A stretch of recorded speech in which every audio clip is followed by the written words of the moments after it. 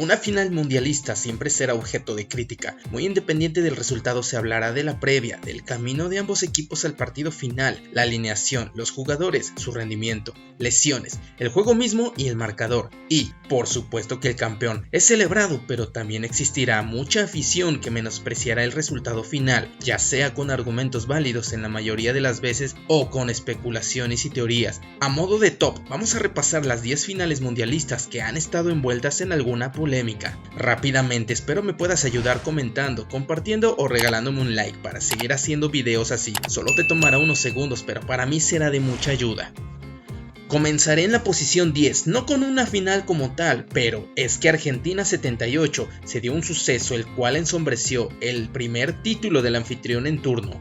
Argentina llegó a la final contra Países Bajos lleno de mucha especulación sobre lo que pasó en el partido entre Argentina contra Perú en el duelo de la segunda fase del grupo B. Ante los resultados de Brasil y Polonia, Argentina necesitaba ganar por 4 goles de diferencia, lo que no lucía complicado, ya que en los últimos enfrentamientos directos, Argentina sin problemas había vencido a Perú. El rumor que apunta a la goleada de 6-0 es que antes del encuentro, el dictador en ese entonces de Argentina, Jorge Rafael Videla, bajó a los vestidores de la selección peruana junto a Henry Kissinger, secretario de Estado de los Estados Unidos. Aunque nadie sabe lo que sucedió en esos minutos previos al encuentro, las sospechas se esparcieron por todos los rincones cuando el entrenador de Perú, Marcos Calderón, hizo algunos cambios sorpresivos en su once inicial. El duelo estuvo lleno de errores y una superioridad del albiceleste muy notoria, lo que incrementó los rumores y finalmente, con doblete de Mario Kempes, doblete de Leopoldo Luque y uno de Alberto Tarantini y uno de René Hausmann, Argentina se llevó la victoria que tanto necesitaba. Tras el encuentro, la prensa internacional comenzó a cuestionar el resultado, así como jugadores de la selección de Perú y prensa de dicho país. Sin embargo, nadie ha podido comprobar que sucedió algo con el dictador en su momento y los jugadores de Perú, solo hipótesis que no han logrado certificarse con pruebas. De nuevo Argentina, en 2014 las polémicas de aquella final son meramente decisiones arbitrales que pudieron haber cambiado el panorama del encuentro. El árbitro italiano Nicola Rizzoli tuvo algunas decisiones polémicas que perjudicaron al seleccionado argentino y no pudo apoyarse en el VAR porque recién se comenzó a utilizar en 2016. 2 fallos arbitrales fueron puestos bajo la lupa. El italiano no sancionó un penal luego de que el arquero Manuel Neuer golpeó con su rodilla a Gonzalo Higuaín y no expulsó a Benedict Höwedes por una dura falta contra Pablo Zabaleta en la mitad de la cancha.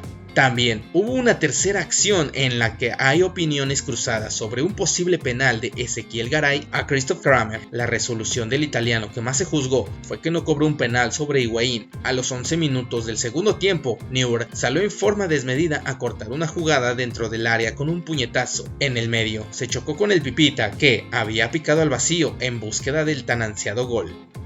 La final más reciente tuvo su polémica. De entrada, ya se había hablado en demasía de la supuesta ayuda que Argentina estaba recibiendo en los partidos, y es que hasta su encuentro contra Francia en la gran final se les otorgó 4 cobros desde los 11 pasos en partidos anteriores, así que cuando llegó el día del partido más importante, al minuto 21 de la primera parte, en medio de una de las incursiones ofensivas del cuadro sudamericano, se presentó una situación que dio para el debate. El jugador de la Juventus se quitó la marca del hombre del Barcelona, quien lo siguió dentro del área, poniéndole la mano en la espalda al sudamericano que no dudó en dejarse caer.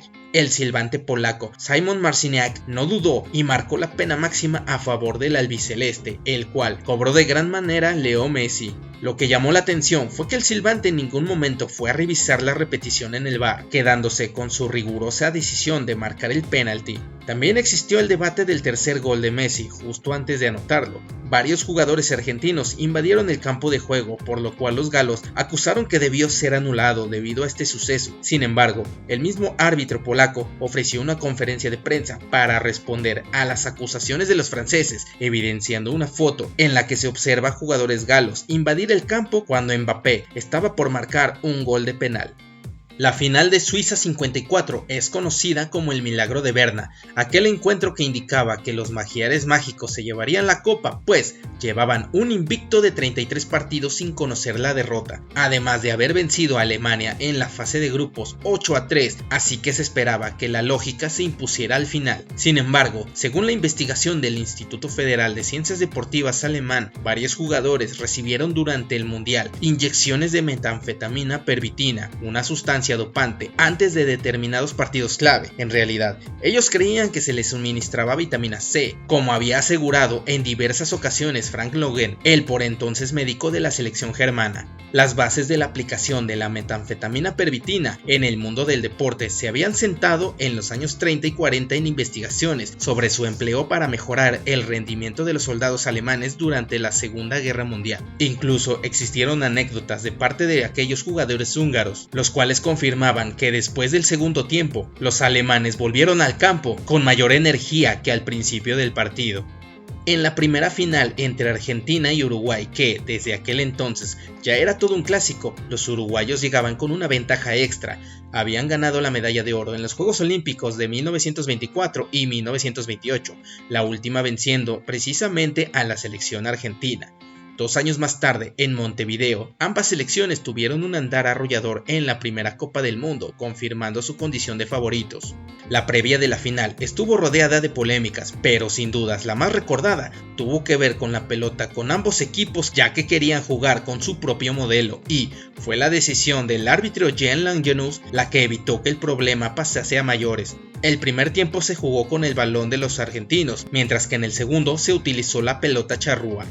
Años más tarde, el futbolista argentino Luis Monti confesó haber recibido amenazas por parte de los uruguayos en la previa del partido. Curiosamente, 4 años después, Monti fue una de las figuras de la Italia de Mussolini, campeona del mundo. La leyenda dice que Monti, después de levantar aquel trofeo, declaró: "Hace 4 años casi me matan por intentar ganar la final, ahora me mataban si la perdíamos". La final que disputaron Italia y Francia en 2006 se jugó el 9 de julio en el Estadio Olímpico de Berlín. Zidane al minuto 7 y Materazzi al minuto 19 pusieron el 1-1 que duró 90 minutos. En el tiempo extra, ambos futbolistas fueron protagonistas principales de la prórroga y no precisamente por sus goles. Al minuto 110, Zidane lanzó el último cabezazo de su carrera futbolística, agrediendo al defensa italiano Materazzi, y el juez argentino Horacio Elizondo no dudó en mostrarle la tarjeta roja. Zidane sostuvo que Materazzi agredió verbalmente a su hermana, lo que hizo que el Sisu perdiera el control, pero la historia no terminó ahí. 10 años después, el italiano publicó un libro que, traducido al español, dice que he dicho en verdad a Zidane, donde reconoció que dijo algo en contra de su madre que hizo enojar al 10 francés. La final del Mundial de Italia 90 se jugó el 8 de julio en el Estadio Olímpico de Roma. La Argentina de Diego Maradona y la Alemania de Lothar Matthäus protagonizaron otra de las finales que generó controversia en todo el mundo. El partido permaneció empatado a ceros hasta que en el minuto 85 el árbitro mexicano Edgardo Codesal Méndez pitó una supuesta falta dentro del área de Roberto Sensini contra el delantero alemán Rudi Völler. Para muchos expertos del fútbol, la falta no existió. Lo cierto es que Alemania se consagró campeón del mundo gracias al tiro penal que fue ejecutado por Andrés Brem. El Mundial de Italia 34 no pudo desligarse del enrarecido clima político y social que envolvía al viejo continente. El régimen de Benito Mussolini vio el evento deportivo como un elemento útil que engrandeciera su régimen. Presionó primero a la FIFA para que su país organizara el campeonato y luego se valió de métodos sombríos para que el equipo azurro no tropezara en su camino hacia el título mundial. Días antes del comienzo del torneo, Mussolini se reunió con el entrenador italiano Vittorio Pozzo para advertirle: usted es el único responsable del éxito, pero que Dios lo ayude si llega a fracasar. La amenaza se hizo extensiva también a los jugadores. ¿Ganan o...? Les advirtió pasando su dedo índice por la garganta durante una comida supuestamente de camaradería. La influencia política se notó y mucho en los arbitrajes. Los españoles se quejaron del referee belga Louis Bart, a quien acusaron de permitir que los italianos pegaran sin piedad en el duelo disputado el 31 de mayo en Florencia, que finalizó igualado a 1. El desempate se jugó al día siguiente en el mismo escenario y un nuevo juez, el suizo René Marcet, también ignoró las patadas de los locales. Tras la semifinal ante Austria, el entrenador visitante Hugo Meis también responsabilizó al referee, el sueco Ivan Eklund, por la derrota de su equipo. La final entre Italia y Checoslovaquia, que se jugó el 10 de junio en Roma en el estadio del Partido Nacional Fascista, cuando el árbitro Eklund pitó la culminación del primer tiempo con el marcador en blanco, el duce Mussolini saltó de su silla y corrió hacia el vestuario local. Allí el dictador encaró al argentino Luis Monti y lo sermoneó por la gran cantidad de patadas que había repartido entre sus rivales. Mussolini le señaló que, con uno de sus arteros golpes, el volante sudamericano había derribado al checoslovaco Oldrich Nejedly dentro del área italiana y le remarcó que no se había sufrido un penal en contra gracias a que el benévolo Eklund estaba colaborando con su causa. Mussolini regresó a su asiento para disfrutar del triunfo italiano por 2-1 y también del ejemplar comportamiento que Luis Monti desplegó en el complemento. El 12 de julio de 1998, Brasil y Francia disputaron la final del Mundial en el estadio Saint-Denis. El seleccionado galo ganó 3-0 a Brasil y se consagró campeón por primera vez en la historia. Pero la polémica no está precisamente en el desarrollo del partido, más bien sucedió horas antes del mismo. Tiempo antes de la mañana, la selección brasileña descansaba cómodamente en el hotel después del almuerzo. Ronaldo, el fenómeno, y Roberto Carlos miraban una carrera de Fórmula 1. Minutos después, el delantero brasileño sufrió una descompensación en su salud. Su compañero de habitación alertó al cuerpo médico y rápidamente lo llevaron al hospital más cercano.